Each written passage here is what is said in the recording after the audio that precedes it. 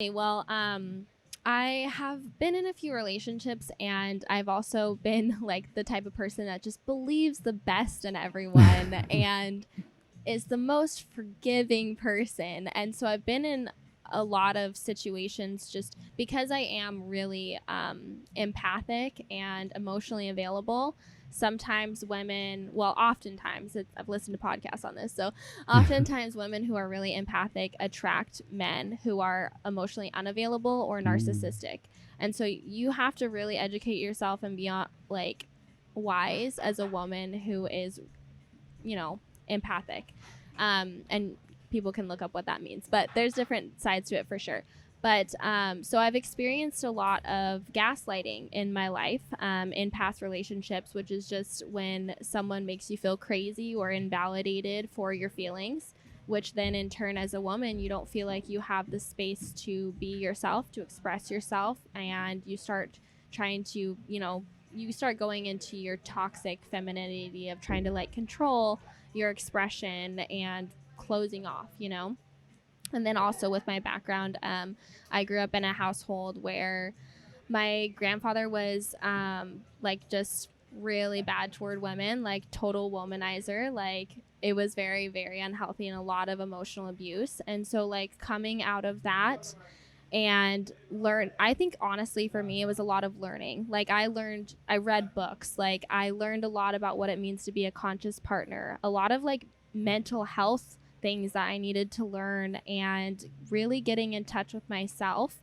and seeking to understand myself, so that way what happened was really the more that you're in line with yourself, the more you are going to attract someone who is on the same frequency as you and is aligned with you. So it starts with you. Okay. And one of my favorite times in my life is actually when I chose to be single, to work on myself, to become someone that was more of the type of person that I want to attract. So I'd say definitely look into what it means to be a conscious partner.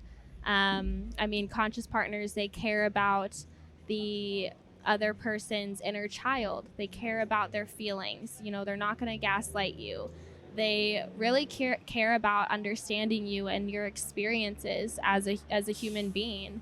And there's more things that go into that, but being a conscious partner and really working on being that for yourself as well, and healing your inner child and being on a personal growth, self-discovery journey for yourself, and focusing on what you want, really getting clear about what kind of person is best for you, is really important. What are some signs for some toxic relationships? Like, what do you look for, whether you're starting a relationship or whether you're in a relationship?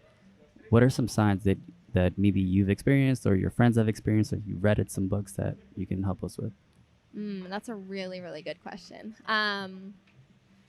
My biggest sign when it comes to getting to know someone is really watching how self-aware they are.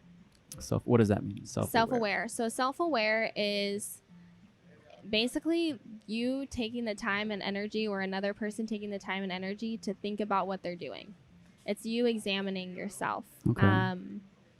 And I'm the type of person that's like constantly examining myself. Like I always take on a little too much blame that I should for things. And, even if someone else hurt me, I would be like, oh, what could I do to make them like that situation be better? So that way, they don't feel that way, or how I can help them better or something, So you're saying if someone is blaming someone else for something, when not taking their own responsibility, that's a sign, that's a red flag, Oh, if they keep blaming other people.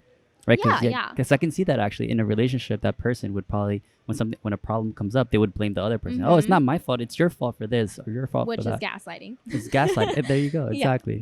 Yeah. So absolutely. Like thinking about how they handle conflict. Blame is a big one, and just like I was saying with self-awareness. One of my favorite like little facts, I guess, is the number one thing that people hire for when hiring CEOs, not skill, not talent, none of that, it's self-awareness, Self-awareness. because you are in the headspace to reflect and always try to get better and better and better. Right, and also as a CEO, you have to take responsibility. Yes. You can't. If something goes wrong, you're the CEO, Yep. and doesn't matter if it was someone else's fault. You should take responsibility for whatever mistakes happen. Yes. Personal responsibility is so, so important. Absolutely. And I also really get to know their habits. So for me, I love reading. I love meditating. I love journaling, praying. Like, I care so much about that internal side of my life. And so I know for me as a person, that's something that's really important to me. And I think it's important in general. Like, if you're going to be a conscious partner and you want a conscious partner, being someone who's personally growth oriented and being with someone personally growth oriented is so, so important in life. And so watching just their daily habits or their habits in general, and then really watching how they handle a conflict. Like, when you have your first conflict come up, making sure that, like, even if it is something painful, absolutely you deserve validation for that. Validate your feelings for whatever happened. Be self-aware within yourself, but also really pay attention to how they handle that conflict. And if they're the type of person that cares about your needs and is willing to listen and understand you and willing to change and grow, and obviously you have to be that way as well, but watching that is really important as well. What other red flags? Anything else that you can think of? Let's see. Being honest, I guess, would be one red flag, right? Lying or like honesty. Absolutely. Like, being authentic is really, really important. That's authenticity. I think that's a better word. But yeah, all right, cool. Yeah, I feel like we're good. We're touching on the masculine, the feminine, the relationship side. Let's touch a bit about the your professional side. Yeah. So you were a photographer also. Yeah. You like photography. What else are you into or business wise? Yeah, absolutely. So I'm really excited. I've been pouring my heart and soul into developing an online course.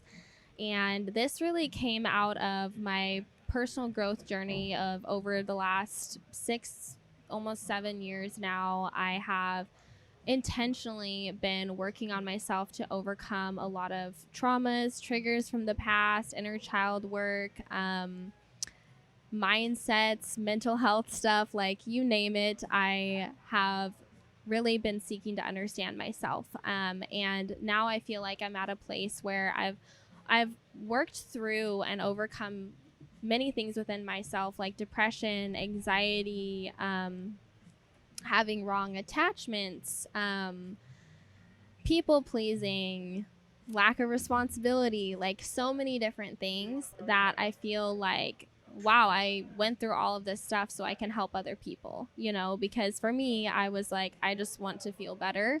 Right. And I know that at a certain point, it starts with me, like, it's my responsibility. And everything in your life is there because of your own thoughts. If you're an adult, obviously, if you're a kid, you don't have control of your circumstances. But as an adult, you being the creator of your life, like, you can really make your life anything you want. Like, I believe so much in possibility thinking and just dreaming and having vision. And so with my whole journey, it kind of like over these years helped me get in alignment more and more with different areas of my life, like mentally, emotionally, physically, like relationally, like all these different areas. And now I feel like I'm at a point where I can help other people get in alignment with themselves, meaning if you have negative belief systems that you want to start overcoming, like shame or people pleasing, if you want to start living your life out of your true authentic self, and want encouragement and support and just wisdom on that, and if you want to start experiencing beautiful synchronicities and connections and just like the magic of life again, right. I feel like I have so much to say on that. Isn't it so that the best teacher is experience, right? So yes, all these things that you go through in life, you think that why is this happening to me? Why did my car break down? Why did my boyfriend cheat on me? Why did this person that I love really die? They were such a great person. Yeah. Or why did this bad thing happen to me? But without those experiences, without those failures, why did I fail at my business? Why couldn't I just be successful right away? We can't see it early on, but those experiences that we have, all the bad experience and the good experiences, but the bad, they teach us when we're much older that, hey, this happened for this reason because now Yes. I know what to do. Yes, absolutely. And that is the beauty of life. And I think, again, going back to self awareness, having that reflection of looking back and learning the life lessons that you need to learn so that way you don't keep repeating the same type of situations, because life is always going to try to give you the next lesson and the next lesson and the next lesson. And if you're not learning the life lesson that's there for you, it's going to try to keep teaching you that same lesson. Exactly. Yeah. If you have these things and you don't make them a part of yourself and you don't use them to make you better and stronger, Yeah, then you're gonna just keep cycling through them, right? exactly. And people wonder why all these bad things keep happening to me. But it's not that they keep happening to you. It's because you haven't learned from them. You haven't learned the signals, the signs, and what to look for to not let them happen. You haven't made them a part of you to make you a better, stronger person. Yeah. Yeah. And I think a big part of it too is it's trying to teach you where to place your attachment, right? Because Okay. most people are going through life with really unhealthy attachments. I have a lot of experience with this. Like, I've done it all wrong. What's some unhealthy So attachments? an unhealthy attachment meaning, like, say, for example, you really, really care about your parents' opinions of you. As much as I'm happy that you care about your parents, that's great. That's great you care about them. But if you care about their opinion of you so much that it becomes unhealthy and you're people pleasing and you're worrying and you're like wanting their approval so bad, you are placing your attachment into people instead of who you really are, your authentic self, your soul, who you are on the inside.